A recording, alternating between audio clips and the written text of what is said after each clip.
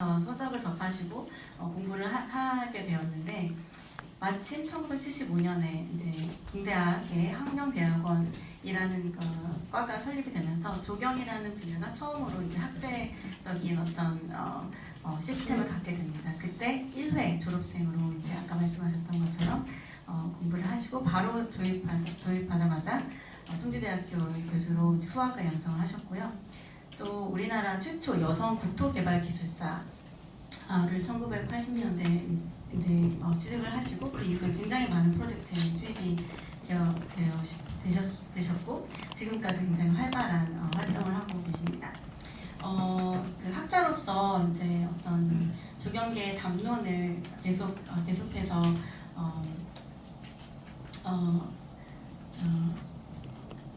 순환될 수 있도록 여러 서양 조경사라는 그런 책을 출간하기도 하시고, 또 조경과 문화라는 전문지를 창간하기도 했습니다. 여러 가지 상을 수상을 하셨는데, 최근에 작년에 세계조경가협회 IFLA의 제프리 젤리코상이라는 조경계에서는 공로상, 평생 공로상에 해당하는 그런 수상을 하시기도 하셨습니다. 그래서 세계적으로도 이제 선생님의 작업이 이제 인정을 받게 되는 이제 그런 상황이 되었습니다. 그래서 그런 맥락에서 이제 우리 국립현대미술관에서 선생님의 전시를 이제 기억하게 되는 것이 굉장히 뜻깊다고 할 수 있겠고요. 정영 선생님의 전시의 제목을 이 땅에 숨쉬는 모든 것을 위하여라고 이제 정했는데요. 이 제목은 신경림의 시에서 이제 영감을 받았습니다. 선생님이 굉장히 좋아하는 시인이기도 하시고요. 조경이라는 분야 자체가 미생물부터 우주까지 생동하는 모든 것을 재료 삼아 작업하는 이제 예술이라고 할 수 있겠습니다. 종합과학예술이라고 할 수 있겠는데, 그런 면모를 작목에 좀 담고자 했습니다. 조경을 전시를 한다는 것은 굉장히 도전적인 과제였습니다. 또 워낙 선생님께서 평생에 걸쳐서 정말 수많은 작업들을 해오셨기 때문에 기록할 수 있는 작업들만 300여 개가 넘어가고요. 그 중에서 굉장히 저희 전시의 맥락으로 보여줄 수 있는 기록된 자료들이 충분한 그런 자료들과 그리고 또 대표성을 지니는 그런 작업들을 선별을 해서 60여 개의 작업을 이제 전시장에서 선보일 수가 있습니다. 그리고 거기에 있는 각각의 기록 자료들을 다 세어보니까 총 517개가의 그 자료들이 있더라고요. 그래서 이 수많은 방대한 자료들을 어떻게 공간 안에서 이제 효율적으로 보여줄 수 있을까, 저희 이제 미술관 내부의 전문가 선생님들과 이제 공간 안에서 굉장히 어떤 짜임새와 체계를 갖고 전시를 관람할 수 있는 구조를 만들었습니다. 총 7개의 묶음으로 이루어져 있는 그런 전시라고 할 수 있겠습니다.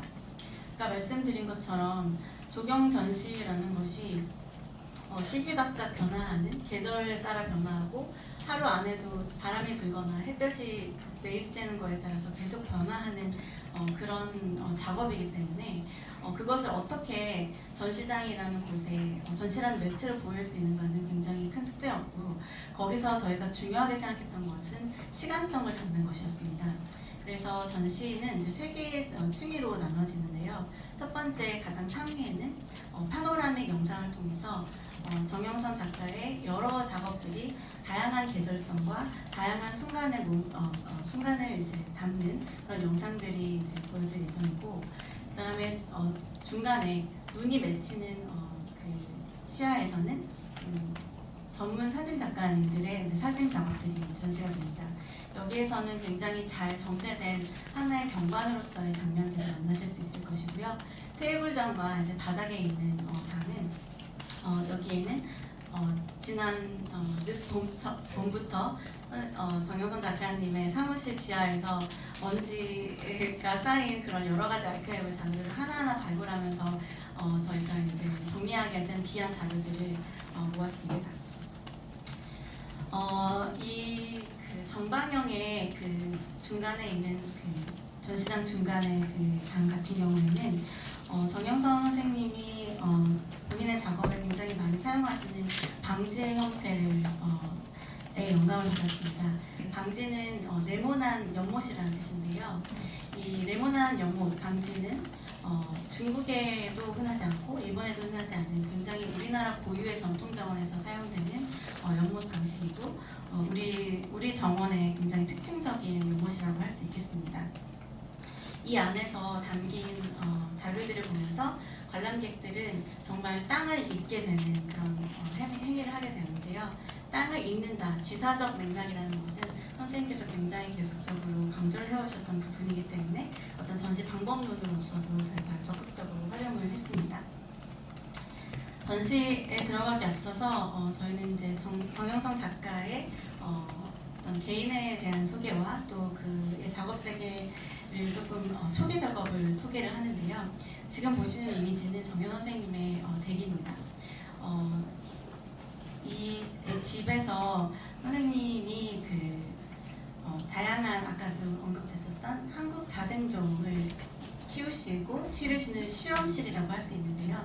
마치 한 예술가의 실험실처럼 한국에서 자라나는 들풀과 야생화들을 본인이 1년 이상, 여러 해 이상 충분히 가꾸고 그것에 대한 이해를 한 후에 그 식물들을 본인의 프로젝트에 투입하는 그런 과정을 겪으시는데 이곳이 마치 저에게는 하나의 예술가의 스튜디오 같이 보였습니다. 그리고 이제 아까도 말씀하셨던 것처럼 이제 국가주도의 어떤 문화재의 복원이라든지 이제 불국사에 관련된 그런 성역화 사업 그리고 선생님이 여성 최초로 국토개발기술사 자격증을 취득했을 때 여성이 당시에 그렇게 기술자로서 등단을 한 사례가 굉장히 드물기 때문에 각종 언론에서 취재됐었던 그런 내용들도 일부 포함이 됩니다. 그리고 1987년 서한이라는 조경설계사무소를 이제 세우면서 하나의 어떤 기업 여성으로서 어떤 하나의 회사, 설계 회사를 이끄는 리더로서의 그런 면모도 같이 보여지고 있습니다. 이제 세부적으로 7개의 묶음에 대해서 이야기를 할 건데요. 이 묶음들은 아까 이제 펼쳐진 전방형 연못에서 보셨던 것처럼 어떤 구조적인 방식으로 1번과 2번, 3번 이렇게 순차적으로 가는 서사라기보다는 마치 하나의 경관처럼 이 프로젝트들이 서로 울림이 있기를 그런 바라는 마음에서 배치를 했고요. 그래서 이게 서로 배타적이지 않다는 걸 좀 인지해 주시면 감사하겠습니다. 첫 번째 챕터는 패러다임의 전환, 지속가능한 역사 쓰기입니다. 조경이라는 분야가 우리의 어떤 한 장소를 만들 때 그것은 체험에서 비움으로 그리고 수직에서 수평으로 우리의 인식을 전환하게 되는 그런 면모가 있습니다. 여기에 선보이는 프로젝트들은 우리나라의 어떤 역사성과 상징성을 갖고 있는 그런 공간들입니다. 전시장은 이렇게 보이게 되고요. 탑골공원이 또 선생님 대표작 중에 하나인데 탑골공원은 우리나라 최초 근대 퍼블릭 공원입니다. 공중공원이죠. 고종시대에 만들어졌던 공원인데요. 이게 이제 2000년대쯤 돼서는 범죄율도 높아지고 해서 성역화 사업이 필요했었던 상황이고 거기에 선생님의 안이 이제 당선이 돼서 사업을 추진하게 되었는데요. 기존에 있었던 탑골공원 같은 경우에는 이제 문화재들이 어떻게 보면 조금 넓은 벌판에 이렇게 듬성듬성 있는 모습에서 그 서한의 당시에 그 계획안은 축을 세우고 녹음을 우거지게 해서 어떤 상징성과 기념성을 이곳의 어떤 공간의 권위성을 복원하는 이제 그런 작업을 했다고 할 수 있겠습니다. 그래서 당시에 관련된 여러 가지 현장 회의 사진이라든지 또 직접 손수 그린 트레이싱지의 어떤 색연필로 그린 그런 스케치라든지 그리고 이 어떤 방식을 통해서 나란히 두기, 힘주기, 더하기, 빼기 이런 여러 디자인 반복론의 어떤 다이어그램을 보여주는 그런 도식도 그리고 여기 보시면 각각의 이제 그 식물들이 어디에 무엇이 심겼는지 상세하게 남아있는 이제 식재 도면도 같이 선보이고 있는데요. 여기 보면 털머위, 한라, 부설초 여기는 그 식물들을 보시고 현장에서 또 찾아보시는 재미가 있으실 것 같습니다. 두 번째는 경춘선 숲길인데요.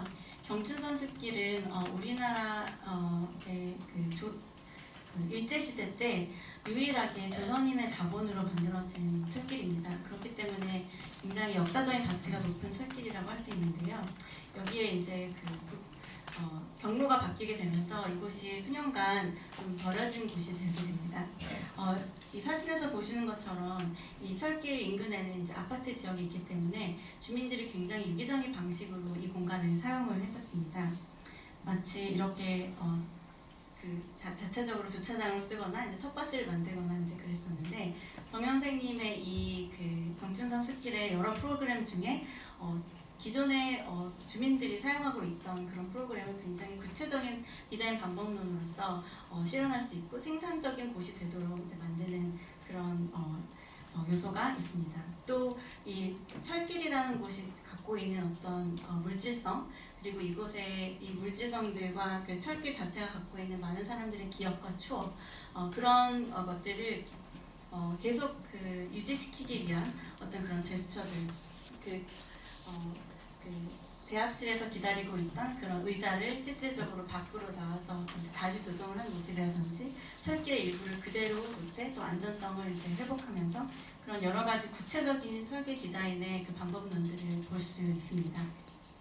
총 6.5km가 되는 이 전체 그 철길을 2015년부터 17년에 걸쳐서 단계적으로 이렇게 완성이 되었고요. 지금 이 길을 전체를 다 걸어보실 수 있습니다.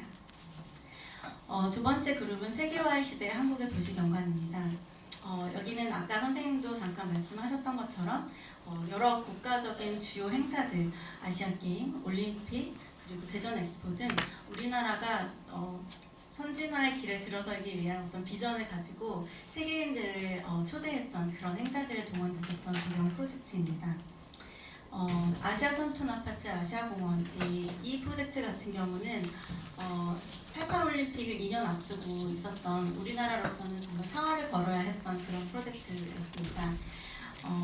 여기에 이제 건축가 조성용 선생님과 같이 협업으로 이 아파트와 공원을 조성을 하셨는데, 이 선촌 아파트 같은 경우는 우리나라 최초로 지하 주차장이 있었던 아파트 사적으로도 굉장히 중요한 곳입니다. 지하 주차장이 생겼기 때문에 상대적으로 이제 녹지가, 평지의 녹지가 이제 더 조성될 수 있는 가능성이 높아졌고, 그리고 옆에 있는 근린공원이자 기념공원인 아시아공원 같은 경우에는 굉장히 특징적으로 당시 공원과는 다르게 담이 없는 공원이었습니다. 그래서 그 담이 없는 대신에 약간의 둔덕을 만들어서 외부와의 어떤 소음이라든지 이런 것들을 구별을 하면서도 굉장히 유기적으로 도시와 연결될 수 있는 그런 장소를 만들었습니다. 그래서 이 공간은 지금까지도 향유되고 있는 기념공원이자 근린공원이라고 할 수 있겠습니다. 그리고 전시회는 당시 80년대 조성하자마자 찍은 여러 사진들이 보여지는데요. 80년대 사람들이 공원을 어떻게 만끽하고 이렇게 낮잠을 자고 있었는지, 또 당시 유치원생들이 여기를 어떻게 활용했는지, 이런 모습들도 같이 보실 수 있습니다. 그리고 이제 대전 엑스포 박람회장을 조성했던 그런 자료들도 같이 보여지는데요. 대전 엑스포 같은 경우는 우리나라가 아시아게임, 올림픽을 지나고 세 번째로 정말 대형 행사를 치르는, 정말 우리나라가 도약하고 있는 그런 면모를 볼 수 있는 그런 프로젝트이고, 특히나 우리나라 기술 발전을 전 세계인에게 보여주는 이제 그런 프로젝트인데, 자료를 찬찬히 보다 보니까 이때 많은 그 단어들이 21세기의 사람들과 소통한다라는 이야기들이 많더라고요. 그만큼 우리나라가 미래를 바라보고 있었던 이제 그런 프로젝트였고, 거기에서 어떤 기술의 발전과 어떤 그런 면모를 보여준과 동시에 또 세계인에게 한국의 아름다움을 나타낼 수 있는 그런 여러 복합적인 그런 과제가 있었습니다. 거기에 이제 조경 작업이 이제 투입이 되어서 한국 특유의 어떤 연못의 자연스러운 모습이라든지, 한국의 식생이라든지, 이런 여러 소나무라든지 여러 가지 그런 작업들이 이 안에서 이루어졌다라는 것을 여러 가지 자료를 통해서 알 수 있고요. 당시 이게 굉장히 중요한 프로젝트, 국가적인 프로젝트였기 때문에 말씀하시기로 매일매일 대통령께 보고를 들으셨다고 해요. 그래서 그런지 제가 지하실에서 이 자료를 발견하는데 정말 수도 없이 나오는 거예요.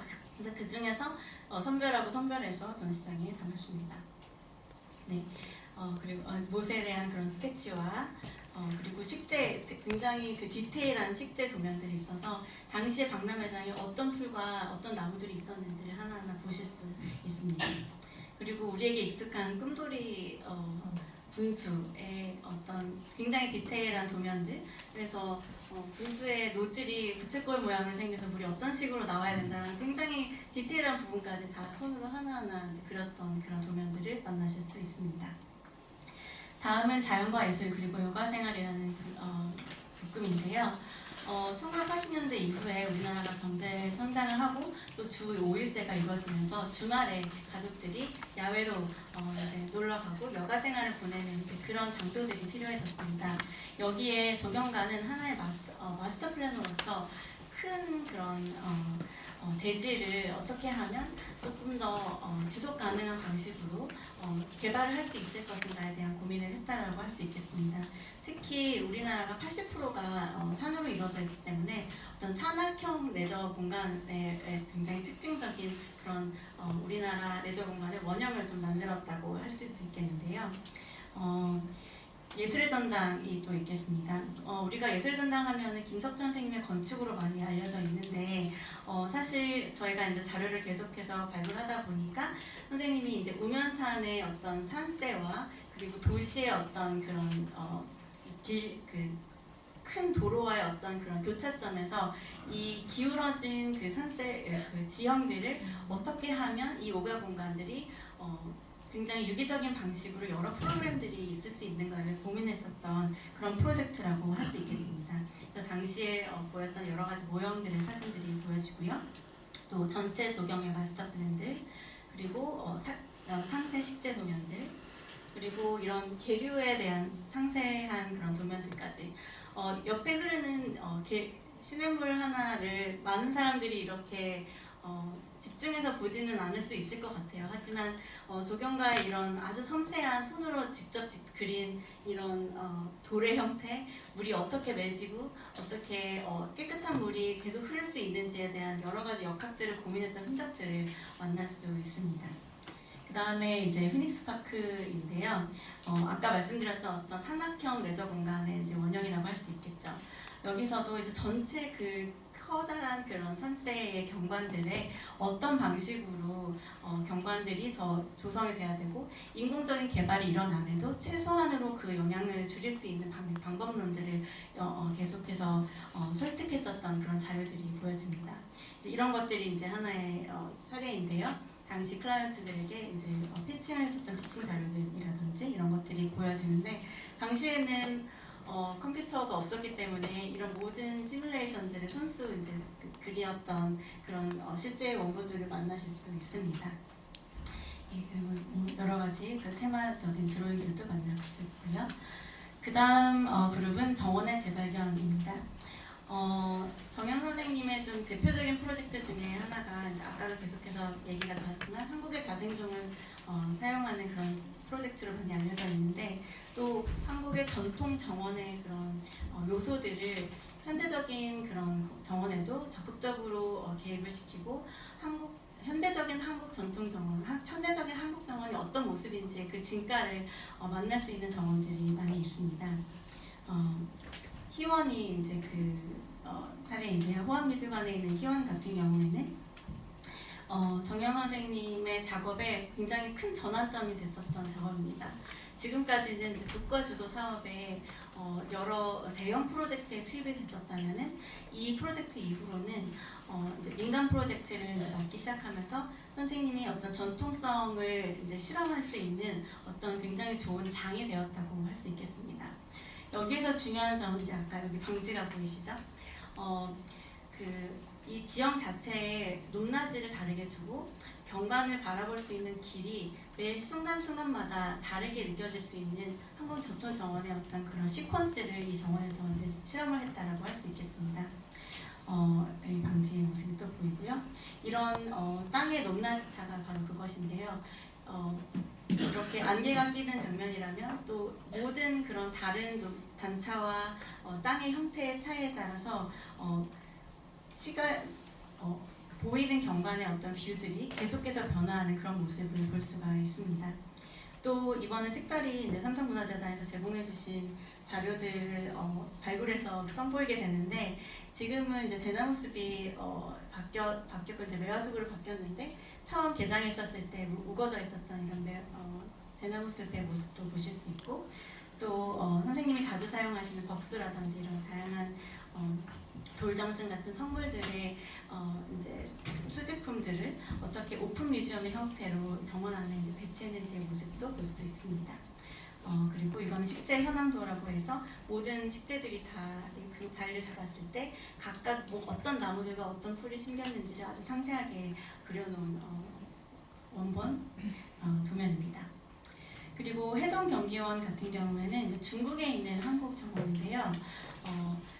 광저우와 경기도가 어떤 교류를 통해서 각자의 그 도시에 전통 정원을 만들었던 프로젝트이고 원래 이 여수 공원이라는 곳에 있는 이제 해동 경기원 같은 경우에는 원래는 동물원이었던 곳이었기 때문에 단차가 좀 있기도 했었었고 그렇지만 이제 콘크리트로 쌓여 있는 조금 이제 버려지는 장소였다고 해요. 이곳을 이렇게 울창이 숲이 우거진 우리나라의 정취가 느껴지는 아름다운 숲으로 이제 만들게 되었고요. 이 전시를 위해서 저희가 중국으로 사진 작가를 보내서 촬영을 직접 하기도 했습니다.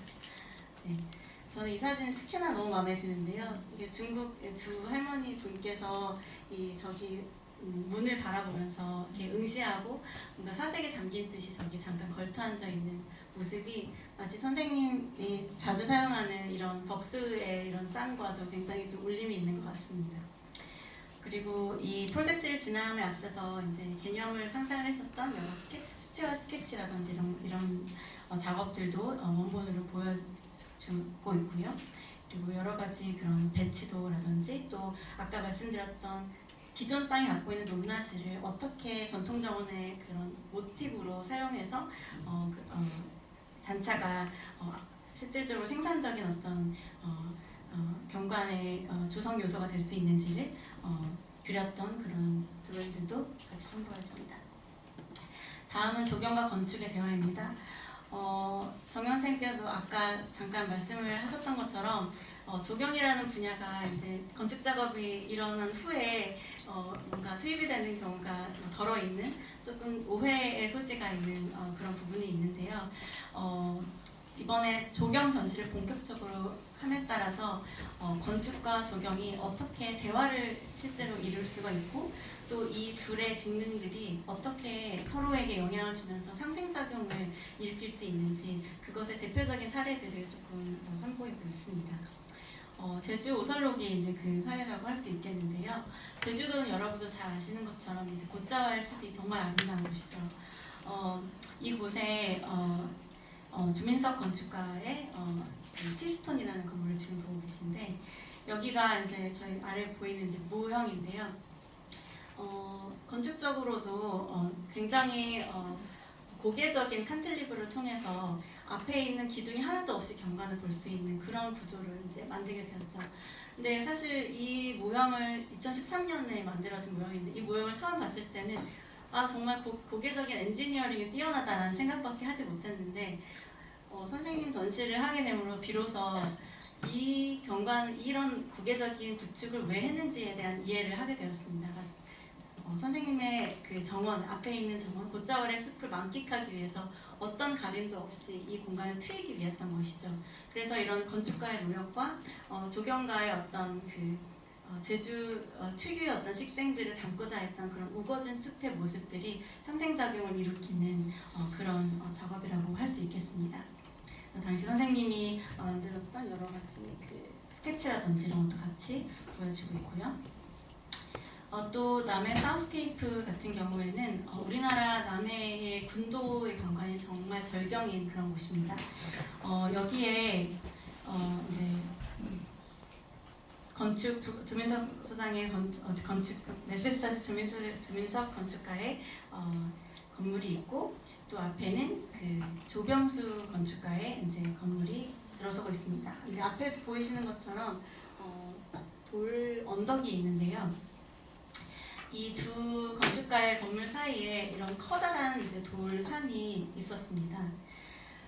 이 다이어그램에서 보시는 것처럼 이 돌산은 건축물 사이를 방해할 뿐만 아니라 이제 바다의 절경으로 펼쳐지는 그 경관을 가리는 그런 요소였었는데요. 그래서 서원에서는 이 돌산의 3분의 2를 이제 깎기로 결정을 합니다. 그래서 이 돌이 깎이면서 굉장히 인공적으로 이렇게 조성된 땅의 형태이지만 그 형태 사이사이에 풀을 심으면서 이곳이 마치 원래 그래 했던 것처럼 연출이 되는 모습을 볼 수가 있습니다. 이번 저희 포스터에도 사용됐었던 이미지인데요. 선생님, 정영상 작가가 산은 내 교과서다라고 이제 이야기를 하는데 거기에는 마치 바람을 타고 온 씨앗이 돌 사이에 있는 자그마한 틈에 들어가서 적정한 습도와 적정한 흙이 묻어서 마치 하나의 한 송이 꽃이 피어나는 것처럼 그런 절경을 작가님의 그 여러 작업들에 계속해서 이제 재현을 하고자 하는 그런 양상이 있는데 이 프로젝트가 그런 모습들을 굉장히 대표적으로 보여준다고 할 수 있겠습니다. 그 다음에는 강과 하천 생물권의 복원인데 한강에서 이루어졌던 여러 프로젝트들을 소개합니다. 전시상은 이렇게 보여지고 있고요. 여기도 색강 생태공원입니다. 여기는 우리나라 최초의 생태공원으로 알려져 있습니다. 이 공원과 관련된 굉장히 우리에게 뜻깊은 일화들이 있는데 이 색강 같은 경우에는 이제 여의도 남쪽에 건천으로서 이제 홍수가 나거나 비가 왔을 때는 물이 흐르지만 그렇지 않을 때는 물이 고여있는 그런 환경이었기 때문에 덜어는 조금 일부 사람들이 뭐 악취가 난다든지 또 오염수가 내려온다든지 이런 이슈들이 있었습니다. 그래서 당시 서울시에서는 콘크리트를 부어서 여기를 이제 주차장으로 만드는 그런 계획을 하고 있었고 마침 선생님이 거기 자문위원이셔서 정말 결사 반대를 하시면서 투쟁으로 여기에 습지를 지켜낸 이제 그런 프로젝트인데요. 그래서 이 색강 생태공원을 습지에 있는 식생들을 관찰하고 또 여기에 있는 습지의 경관들을 복원을 하는 그런 프로젝트를 맡게 되었습니다. 이게 전에 한 번도 있었던 적이 없었던 프로젝트였기 때문에 자비로 생물학자들을 소빙을 해서 그런 당시 공무원분들을 설득하는 그런 과정이 있었다고 하고 또 특징적으로 김수영의 시 그 풀을 읊으면서 풀은 언제나 일어난다라고 그 마음을 울려서 어쨌든 이 프로젝트가 일어나기까지 굉장히 많은 노력들이 있었다라는 면모들도 전시에 드러납니다. 그래서 지금도 여러분들 많이 지나다니실 거예요. 이렇게 우거진 야생의 숲이 이런 빌딩 숲 사이에 있다라는 것이 굉장히 좀 초현실적으로 느껴질 정도인데요. 그 이면에는 한 조경가의 투쟁과 싸움이 있었다라는 점이 또 감동적인 부분인 것 같습니다. 그래서 당시에 그렸던 여러 스케치라든지 또 그 호환부를 어떤 식으로 조성을 해서 물의 흐름을 이제 개선을 할 것인가에 대한 그런 구체적인 스케치들이 이제 선보입니다. 다음은 선유도공원인데요. 선유도공원은 너무 이제 잘 알려진 대표작이죠. 선유도공원은 기존에 정수장으로 쓰였던 곳입니다.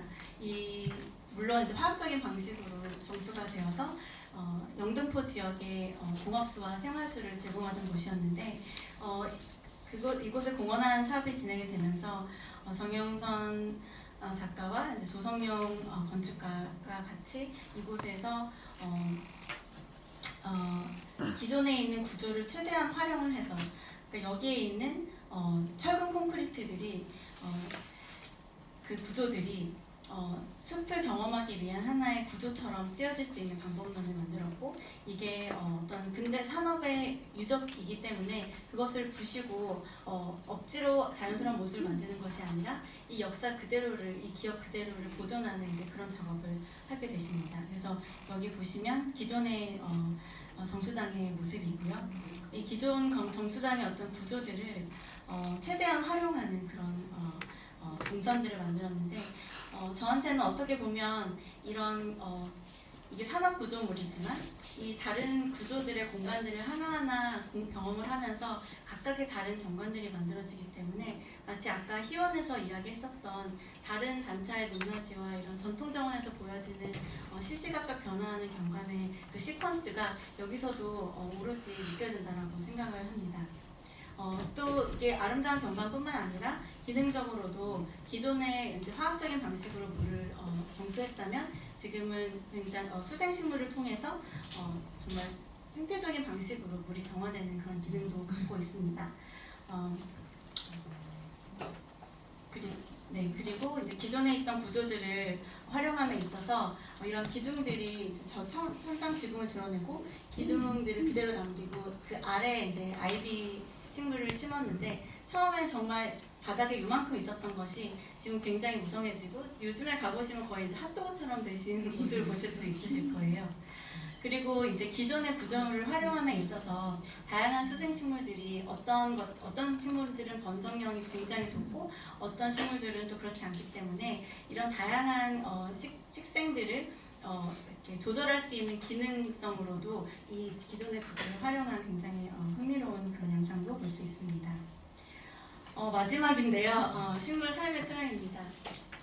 여기는 수목원이나 식물원 등 다양한 우리 식물들을 수집하고 연구하는 그런 기관들뿐만 아니라 우리에게 어떤 식물이 주는 치유적인 속성들이 잘 드러나는 그런 프로젝트를 모았습니다. 원다르마 센터가 대표적인 사례라고 할 수 있을 것 같습니다. 이거는 미국의 일인데요. 그 뉴욕주의 클레버락이라는 허드슨 상류에 자리한 그 장소입니다. 여기는 명상센터이고요. 원불교의 이제 미주 진출을 위해서 이제 대형 부지가 이제 마련이 되었는데 이곳이 이제 허드슨 상류에 굉장히 독특한 식생들 그리고 그 지형들이 있기 때문에 그런 지형의 어떤 특성들을 철저하게 분석을 하고 어느 경관을 어떻게 활용을 할 수 있을지 그리고 여기에 있는 자연 그대로의 모습들을 어떻게 하면 보존할 수 있을지에 대한 굉장히 구체적인 그런 연구를 했고 그래서 당시 토마스 한나한이라는 미국의 친환경적인 그런 건축가와 협업을 통해서 어느 부지에 어떤 건물을 세우고 길을 어떻게 만들지에 대한 이제 고민을 하셨습니다. 그리고 제가 전시를 준비하면서 여기 가서 하룻밤 묵어봤는데요. 특히 건축물 같은 경우에도 자연의 최소한으로 침범을 하기 위해서 굉장히 낮은 조도를 사용을 합니다. 그래서 여기서 하늘을 바라보면 모든 그 별자리를 다 볼 수 있더라고요. 정말 우주적인 경험을 할 수 있는 곳인데요. 여기에는 이제 낮이면 낮, 밤이면 밤, 안개 끼면 안개 낀 대로 그냥 자연 그대로의 경관들 그리고 여기가 사람들이 생활하기 위해서 굉장히 최소한의 장치들 예를 들면 길을 낼 때도 선생님이 2사람 이상 가지 못하도록 길을 만들어라 라고 얘기를 했다는 정도로 인간의 개입을 최소화하는 그런 제스처들이 있었습니다. 그런 명상도 일어나고요. 그래서 전시장을 나오면 이런 다 방대한 양의 아카이브와 함께 실질적으로 냄새를 맡고 그리고 또 바라보고 또 습도를 경험할 수 있는 그런 2개의 정원들이 이제 마련되었습니다. 전시마당 정원, 종친부마당 정원이 그것인데요. 이 프로젝트를 처음 이제 커미션 드렸을 때 정명선 작가님은 이 경관을 먼저 바라보는 걸로 시작을 하시더라고요. 땅을 읽고 땅의 맥락을 이해했었을 때 비로소 좋은 프로젝트가 나올 수 있는 것이죠. 잘 아시는 것처럼 이제 수도 서울의 그 경복궁이 이제 우리 미술관 바로 앞에 있고 그 멀리로는 이제 인왕산의 그 경관이 펼쳐집니다. 한국의 어떤 독특한 자연 경관을 만끽할 수 있는 그런 장소 그리고 이 장소 특유의 어떤 인왕산이 암석으로 이루어진 암산이기 때문에 그런 어떤 돌산 그리고 고생지대에서 자라나는 생명력이 강한 그런 야생 식물들을 적극적으로 이 정원에 가져와서 마치 그 인왕산을 인근하고 있는 우리 미술관에서도 생동하는 자연을 느낄 수 있는 그런 2개의 장소들이 마련이 되었습니다.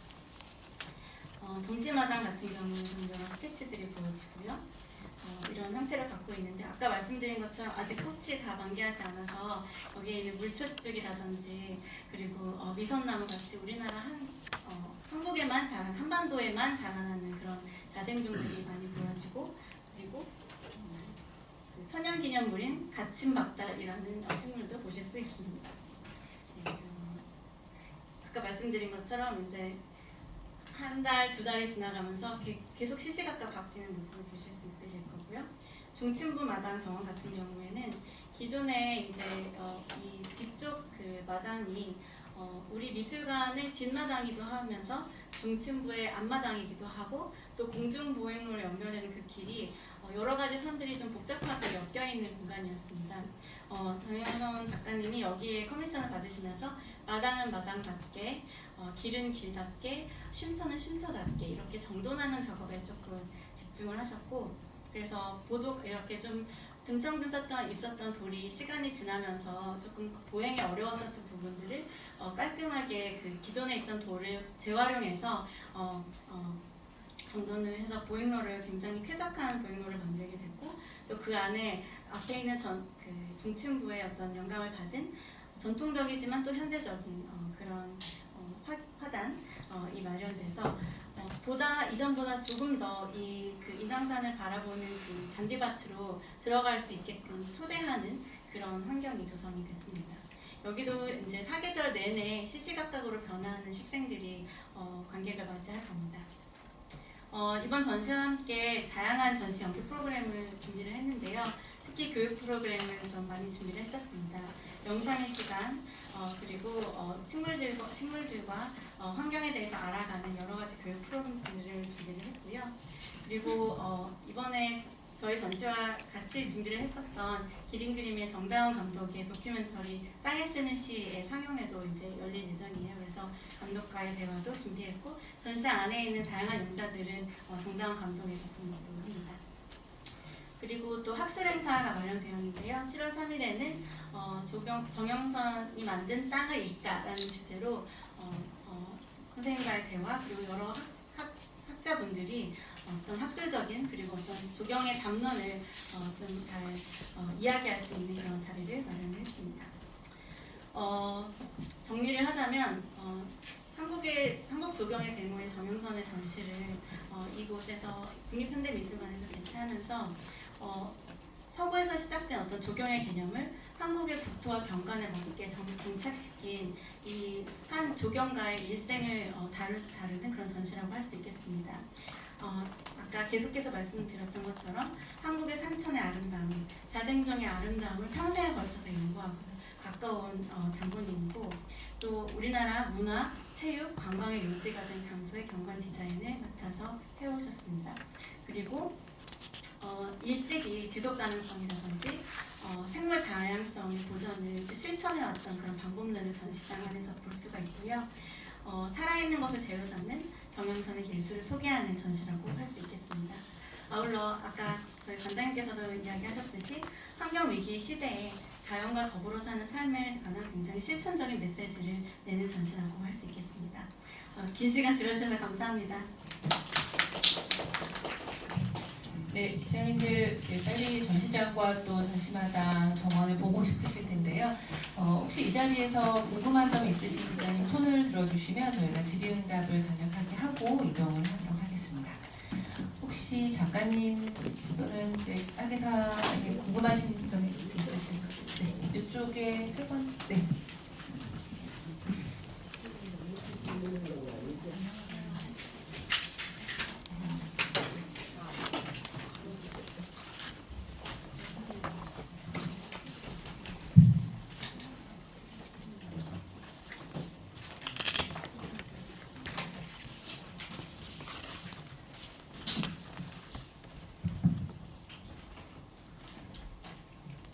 안녕하세요. 저는 국일보 손영옥 기자고요.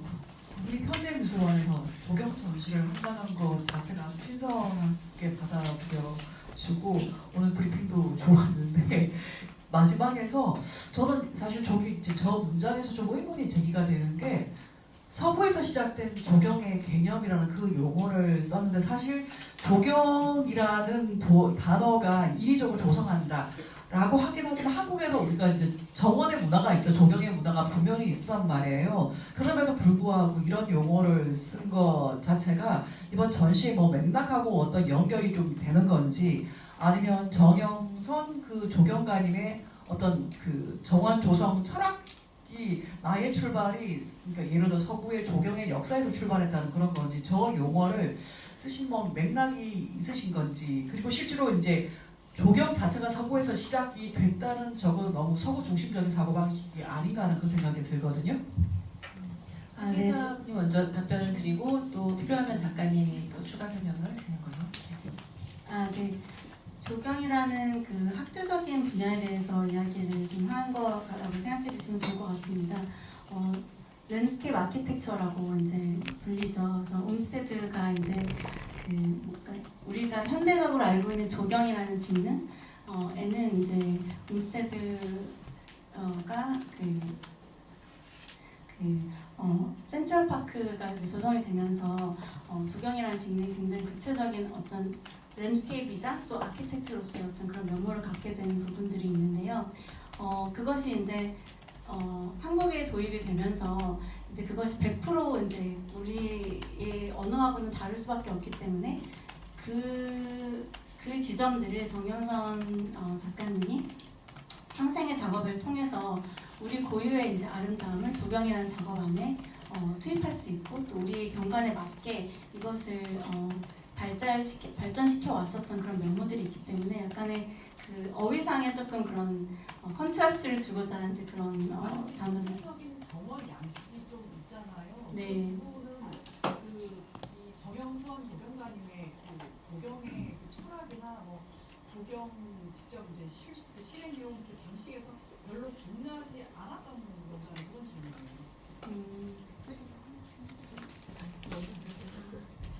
왜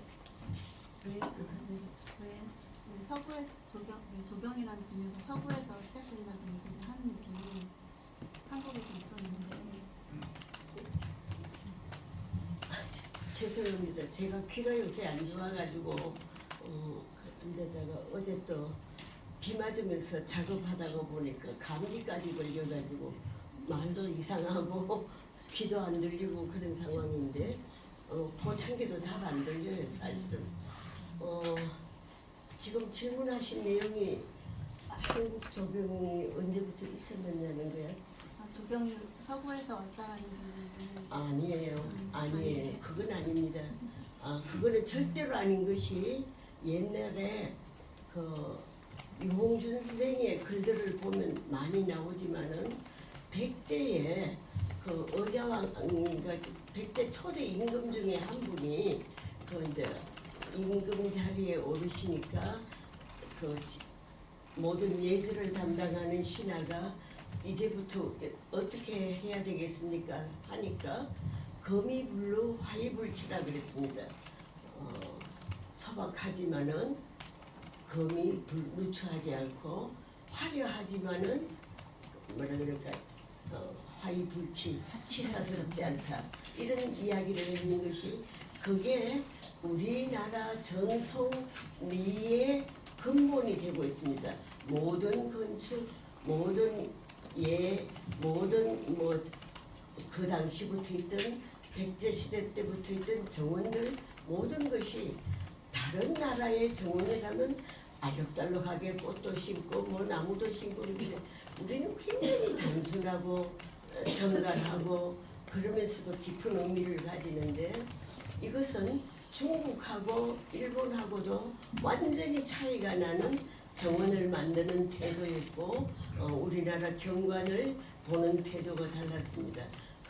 그것뿐만 아니라 제일 중요한 것은 우리나라 사람이 자연을 대하는 태도하고 일본이나 중국 사람이 자연을 대하는 태도는 전혀 다릅니다. 우리는 내가 사는 주변이 전부 아름다운 산이고 높고 낮은 산으로 둘러싸이고 강물이나 시냇물이 흐르고 거기에 숲이 우거지고 하기 때문에 집에 울타리도 낮게 해가지고 산등성을 뒤로 끼면서 우리나라만 가지고 있는 아주 고유한 차경의 원리 주변에 있는 경관을 내 것으로 끌어들이는 그런 지혜를 가지고 있었고 그 다음에 사는 집 자체가 우리는 산악이 많으니까 대부분 경사가 되다가 보니까 옛날 궁궐이나 사찰이나 어디를 가서 보든 뒷뜰은 이렇게 계단식으로 되어 있습니다. 그걸 화계라, 꽃이나 나무를 심는 집중적으로 심는 자리이기 때문에 이거는 중국에도 없고 일본에도 없고 아무데도 없습니다. 어느 나라에도 없습니다. 이탈리아의 그 르네상스 시대 초기에 그 발상 전에 있던 뭐 빌라들에서 가끔 보이지만은 그거는 워낙 규모가 큰 데고, 그래서 우리나라의 전통적인 조경은 세계 어느 나라에도 그 유래를 찾아볼 수 없습니다. 영국이 자연풍경식 정원이라 해서 프랑스 정원 다음으로 그렇게 크게 발달했지만은 연못을 만드는 방법이나 나무를 심는 방법이나 뭐 하여튼 모든 측면에서 우리하고 다릅니다.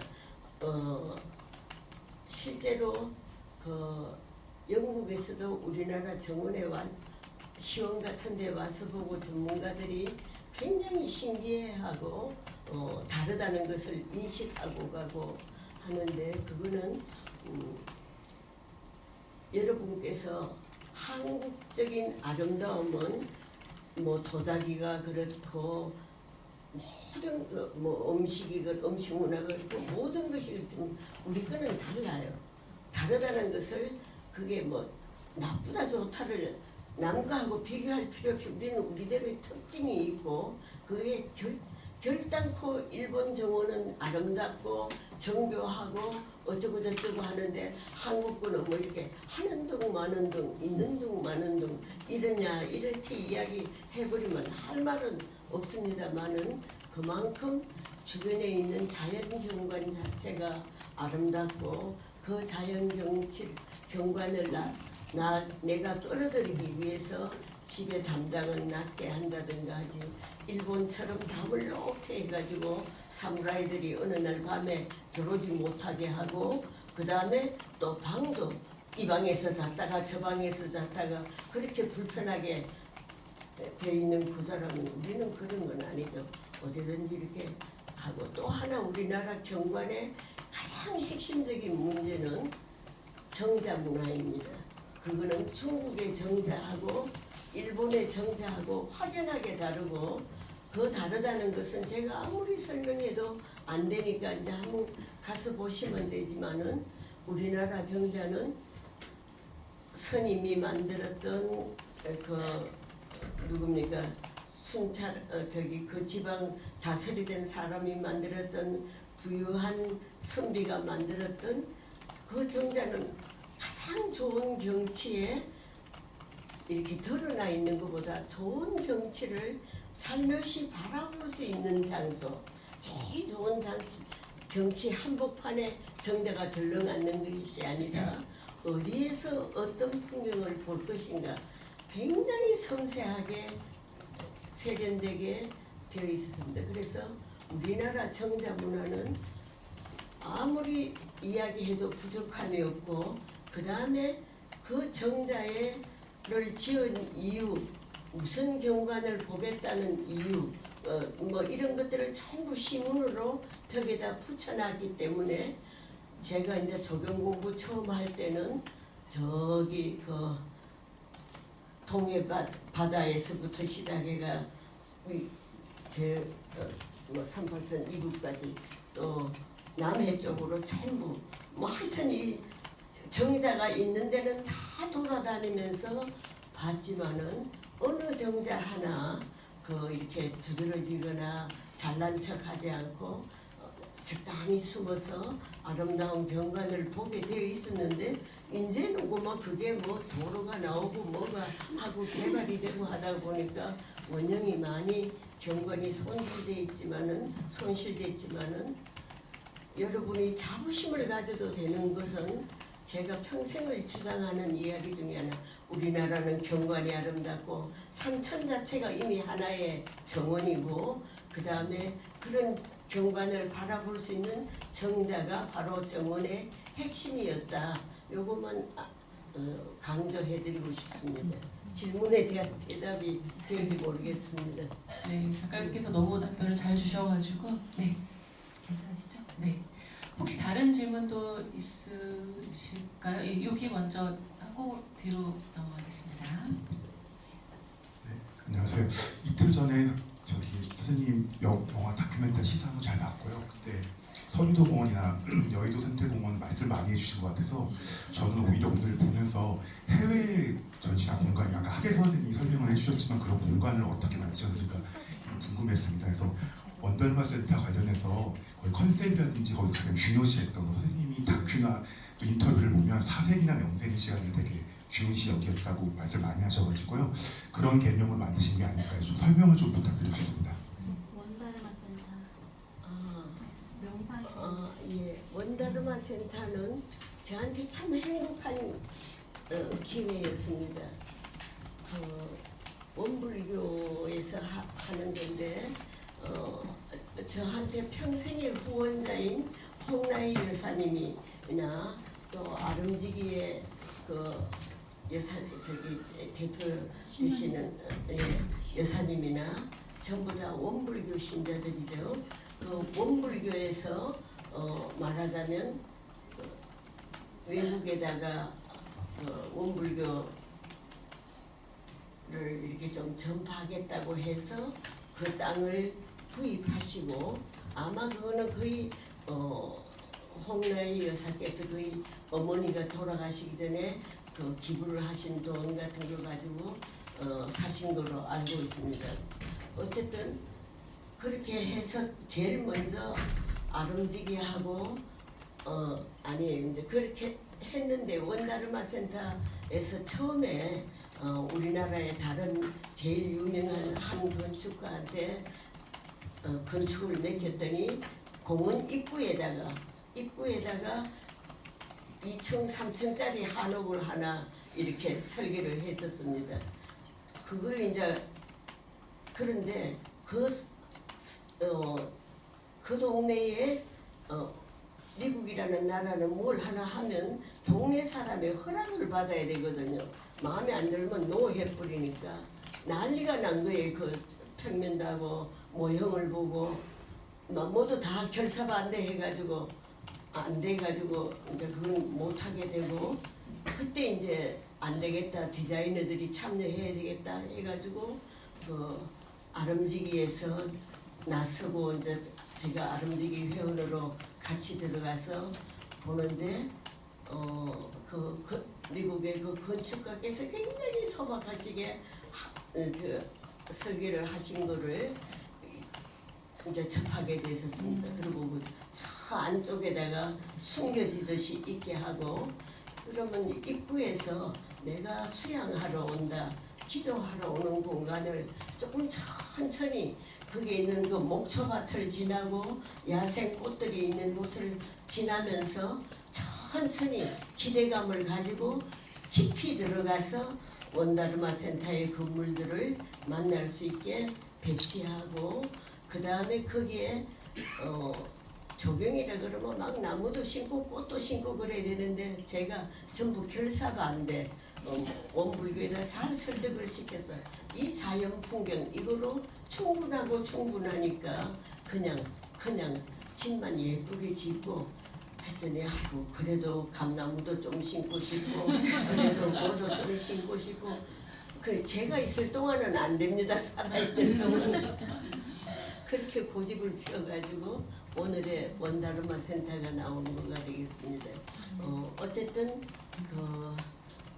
그거는 제가 잘해서 한 게 아니라 후원자이신 그 원불교의 신자들과 그 다음에 아름지기의 그 예술성 높은 간섭과 그 다음에 또 홍라희 여사님의 그 어떤 정성 이런 것을 제가 다 소화해가지고 표현하느라고 했고 참 즐겁게 일하고 지금도 가끔 가다가 시간이 있으면 가보고 싶은데 하지만 너무 멀어서 못 가고 있습니다.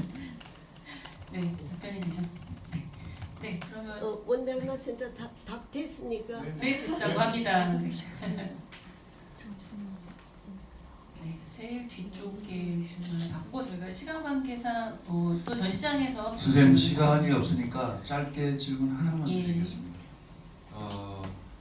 이틀 전 다큐멘터리 할 때 제가 첫 질문을 했던 그 사람입니다.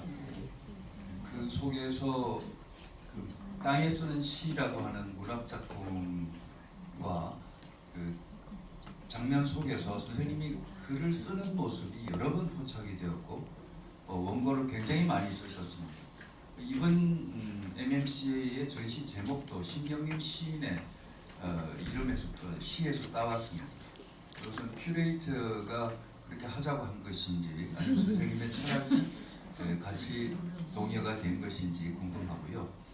제가 두뇌원을 제외하고는 선생님이 만드신 모든 장소를 다 가보았습니다. 그래서 마지막으로 여쭙는 질문은 두뇌원을 앞으로 선생님의 그 역작이라고 할 수 있는 정신적 철학을 어떻게 포함시켜서 우리에게 보여줄 것인지에 대한 설명을 조금 부탁드리겠습니다.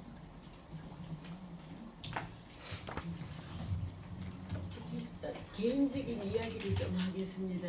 대답이 될지 모르겠지만은 제가 국민학교 때부터 대학교 때까지는 계속해서 시를 쓰는 시인이 되리라고 모두 믿고 있었습니다. 온 사방에서 일어나는 뭐죠? 그 백일장 같은 데는 늘 그냥 상은 제가 따놓은 강상이고 내가 나오면 뭐 아예 포기하고 참석 안 하는 분도 있고 그러는데 그건 뭐 자랑 아닌 자랑인데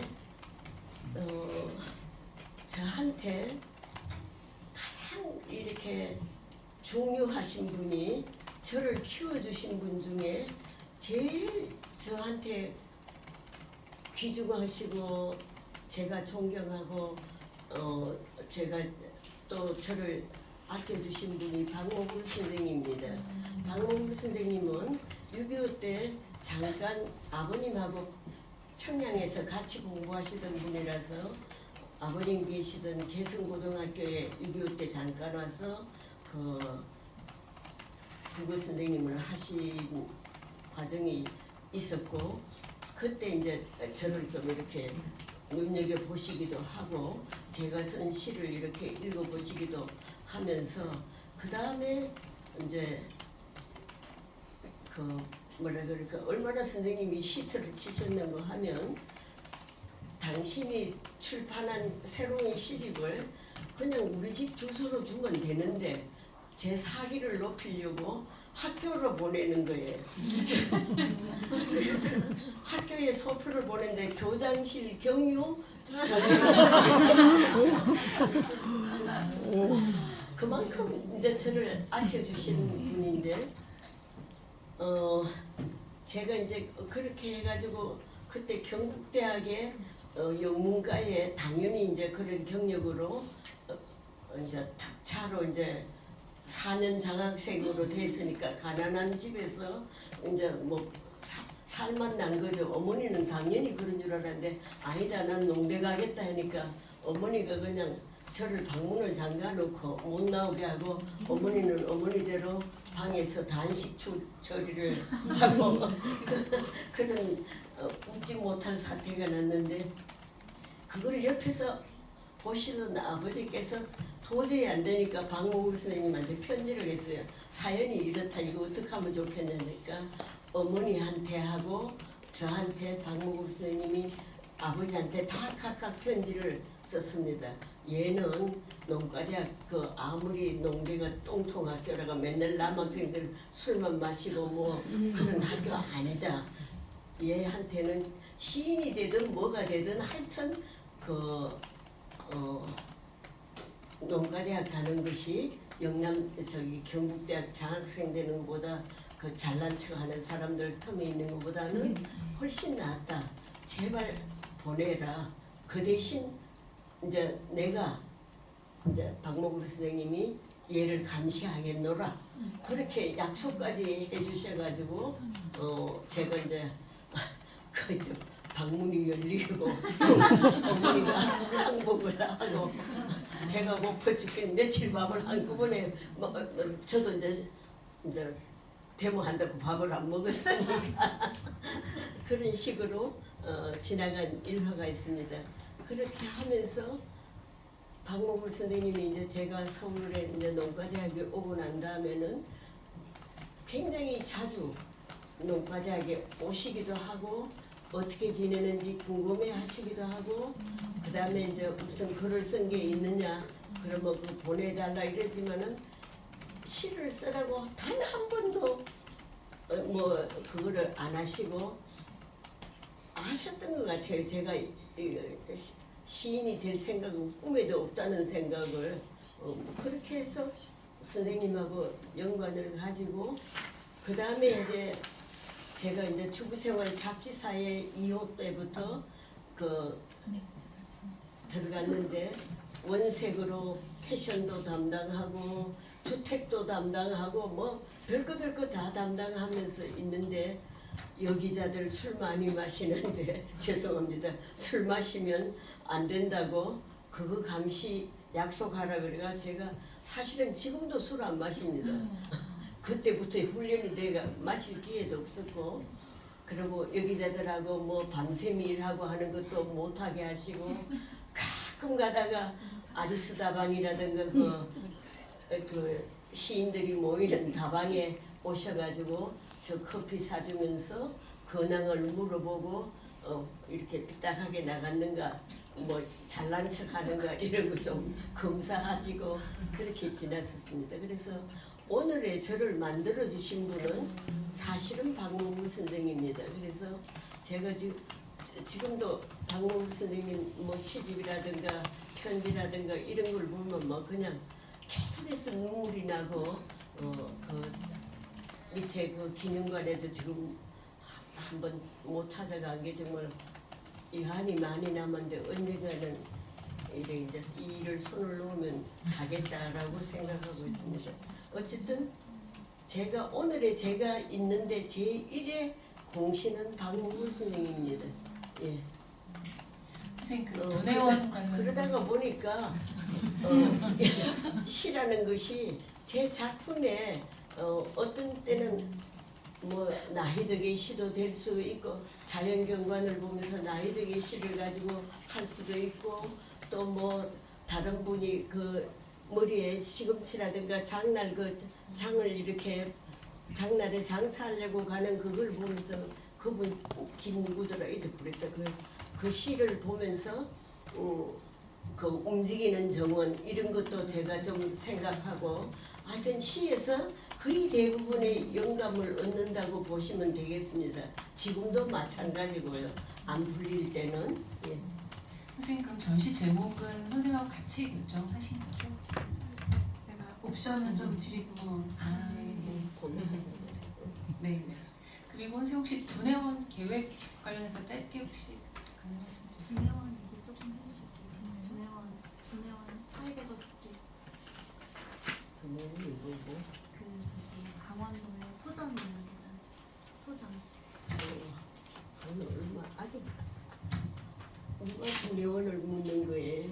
아 아까 기자님 거기는 못 그렇죠? 가보셨나요? 네네네. 두뇌원은 지금 이제 공사 시작해가지고 앞으로 그 두뇌원 자체는 문학가들 그 집필하는 사람들이 와서 그 글을 쓸 수 있는 그런 집도 짓고 하는 그런 공간입니다. 자연경관이 지극히 아름답고 또 그 저희들도 일천정성으로 두뇌원 작업을 하고 있는데 뭐 지금도 가보셔도 볼거리는 많을 거예요. 네. 그럼 시간이 좀 많이 지나서 저희가 전시장으로